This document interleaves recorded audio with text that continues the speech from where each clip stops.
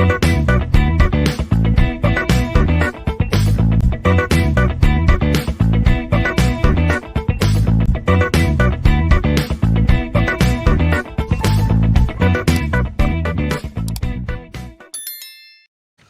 students, in the present video I'll explain stack, queue and subroutine concepts. Stack. A stack is a special type of data structure where elements are inserted from one end and elements are deleted from the same end, and this end is called as top end of the stack. So stack is nothing but a special data structure where we can insert as well as delete the elements from the same end, and this end is called as top end of the stack. The various operations we can perform on stack are: first one is insert operation and the second operation is delete operation.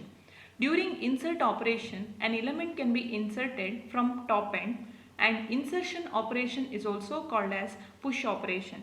So during insert operation, any new elements can be pushed into the stack or inserted into the stack. Similarly, during delete operation, an element is retrieved or deleted from top end of the stack, and this deletion operation is called as pop operation. A processor register is used to keep track of address of the element of the stack that is at the top at any given time, and this register is called as stack pointer. So in order to keep track of the address of the elements of the stack, there will be a special pointer called as stack pointer is associated with the stack. And in order to store this, we are using a special processor register. If we assume a byte addressable memory with 32-bit word length, so we can perform push operation by considering subtract constant 4 or subtract immediately constant 4 and move constant 4 from SP and move new item into the location of SP. So during push operation, what we have to do is initially subtract constant 4 from the current location of SP in order to point SP. So now SP will be value, we are having some value that is nothing but content of SP. So now the new item, whatever we want to push into the stack, that item will be copied into the new location of SP. So during push operation, the push operation can be implemented as subtract constant 4 SP, move new item comma SP. During pop operation, it's the reverse process of push operation. So we have to move the content of SP.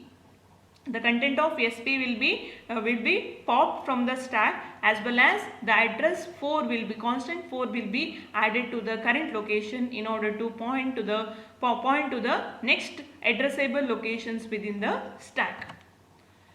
So here we can observe that within the we are having a special stack pointer which is pointing towards the topmost element within the stack, and the current topmost element is -28, and after that we are having the elements like 17, 739 and so on, and the bottommost element is 43. So whenever if you want to add or if you want to retrieve the element from the stack, so we can perform both the operations on across only one end of the stack, that is called as top end of the stack. So next comes queue. So data are stored in and retrieved from a queue on a first in first out basis. So what is the difference between stack and queue? That means in the case of stack, we can add as well as retrieve the elements from across only one end of the stack. But in the case of queue, we are having two ends. One end of the stack is fixed while the other end rises and falls as the data are pushed and popped. In stack, a single pointer is used because we are adding the element or else we are retrieving the element from the stack across the top end of the stack. In queue, two pointers are needed to keep track of both front as well as front and end for removal and insertion respectively. So we can consider front end as well as tail end. So where we can add the elements as well as we can retrieve the element from the stack. Without further control, a queue would continuously move through a memory of a computer in the direction of higher address. So stack will be, in the case of stack we can consider lower address movement, but in the case of queue we can consider the memory will be in terms of higher address. One way to limit the queue to a fixed region in memory is to use a circular buffer. So next comes subroutine. So what is the meaning of subroutine? So I'll be having one main program, and within the main program we are having some repeated set of instructions. So we are having around 4 to 5 set of instructions, and those 4 to 5 set of instructions need to be executed repeatedly. In such instant, instead of executing each and every time those four set of instructions, so what we can do is we can keep those 4 to 5 set of instructions separately from the main program. Whenever the result of that set of instruction is required, the main program can make a call to the subprogram or subtask. So the main program is called as main task, and the subtask, the other 4 set of instructions are called as subtask. Whenever the resultant of subtask is required, the main program can make a call to the subtask. So that is called as subroutine. A subtask consisting of a set of instructions which is executed many times is called as subroutine. A call instruction causes a branch to the subroutine. So while performing the subroutine, the main program uses 2 set of instructions. One is call instruction and other one is a return instruction. Program resumes the execution at the instruction immediately following the subroutine call. Whenever any call instruction comes, the execution of main program will be completely resumed. The way in which the computer makes it possible to call and return from subroutine is referred to as its subroutine linkage method. How exactly computer it will perform call as well as return from the subroutine is referred as subroutine linkage method. So during call instruction, what happens? So during call instruction, the content of PC will be copied into the link register. So I'll be having some set of instruction. PC will be pointing towards the instruction on the top. PC will be pointing towards the currently executing instruction. So now, that value, the content of PC will be nothing but the first instruction address of the program initially. So after executing the main program 1 or 2 lines, after that there is a call instruction. So now what we have to do is, what is the after call instruction, what is the address? Check that. So that address will be copied in the link register. So now branch to the target address where exactly call instruction is executing, go to the subroutine part and execute that. So during return instruction is also it's nothing but a special branch instruction that performs branch to the address contained in the link register. Branch to the address what exactly present in the link register. So here we'll get the clear idea of call instruction as well as return instruction. So this is calling program, that is nothing but main program. So we are having some set of instructions over here. After executing this set of instructions, so at memory location 200 there is a call subroutine, call sub. So call instruction which will call the subroutine sub. So during call instruction what we have to do is, initially what exactly the after call, what is the address, what is the next instruction. So we are having some instruction over here. What is the address of that instruction? So that is nothing but PC value. So initially the PC value will be loaded with 204. PC value will be loaded with 204. So from that value will be copied into the link register. So this is called as where exactly the call instruction is appeared. What is the address of the next instruction? So that to that particular address, so we have to return the value after executing the subroutine part. So what is the address over here? That is 204. Copy the value of PC to the link register. So now the link register value is 204. After that we have to pass the entire execution control over to the subroutine part. During subroutine part, what is the address of the first instruction? So that is 1000. So that value will be copied to PC. So what is the new value of PC? So that is 1000. So without copying the first instruction address into the PC, so we cannot execute the subroutine part. So PC will be having very first instruction address of the subroutine. After that it will execute here the main program will be completely resumed, and here the actual execution will takes place. After executing, the subroutine need to return the value. So while return instruction, what happens? While return instruction, we are having the value of link register is 204. Once again that is copied into the PC. So whenever the instruction is to be executed, we have to copy the respective instruction address into the PC. That is why we copied initially PC to the link register during call instruction, and from the link register we copied into the PC during return instruction. So next is subroutine nesting. So means one subroutine calls another subroutine. So in this case, the return address of the second call is also stored in the link register, destroying its previous content. Why? Because why we are using the link register? Why we are using the link register in order to store the return address. But here one subroutine calls the other subroutine. We are having two return address, but we are having only one link register. So we cannot store subroutine nesting case in the link register. In order to overcome from this, we can make use of stack to store the return address. So SP is used to point to the processor stack. Call instruction pushes the content of the PC onto the processor stack. Return instruction pops the return address from the processor stack. During subroutine nesting, we can consider during call instruction. What happens? It will call instruction pushes the content of the PC onto the processor stack.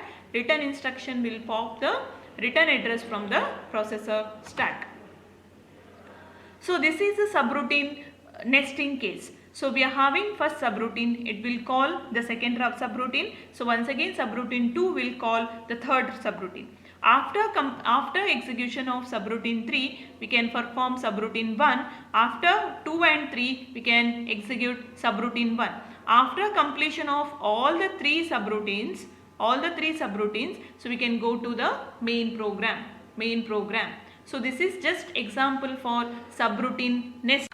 Hello everyone, in the present video I'll explain parameter passing, logic instructions and encoding of machine instructions. So first we'll take parameter passing. The exchange of information between a calling program and a subroutine is referred as parameter passing. The exchange of information between the main program and the subroutine is called as parameter passing. The parameters may be placed in registers or in memory location where they can be accessed by the subroutine. So next we'll take stack frame. Stack frame refers to locations that constitute a private workspace for the subroutine. The workspace is created at the time the subroutine is entered and freed up when the subroutine returns control to the main program. So this is just example for the subroutine. So we are having different levels, level 1, level 2 and level 3. So initially, so this is a stack structure. So initially, so this will be the top of the stack. Initially there is no element in the stack, so that is nothing but level 1. So after that num1 and n will be inserted into the stack. Also whenever the main program calls the subroutine, so the return address of the main program will be copied on within the stack, so that is nothing but level 2. So after that the required local variables are copied or pushed into the stack. So so now the new level or new level of the stack is level 3, and which is pointing towards the topmost element R2 within the stack. So here in the stack frame we are using 2 pointers. So one is obviously the stack pointer.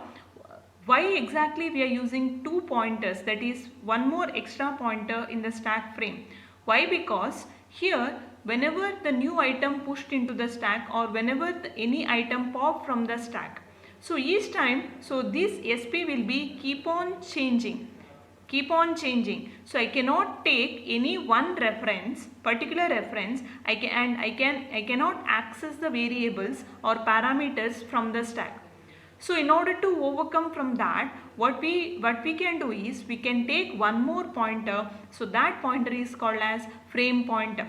So frame pointer, it will be fixed and save FP. So initially the value of SP will be loaded to FP, that is frame pointer, and this frame pointer is fixed now. So with respect to this frame pointer, so we can access either local variable or parameter.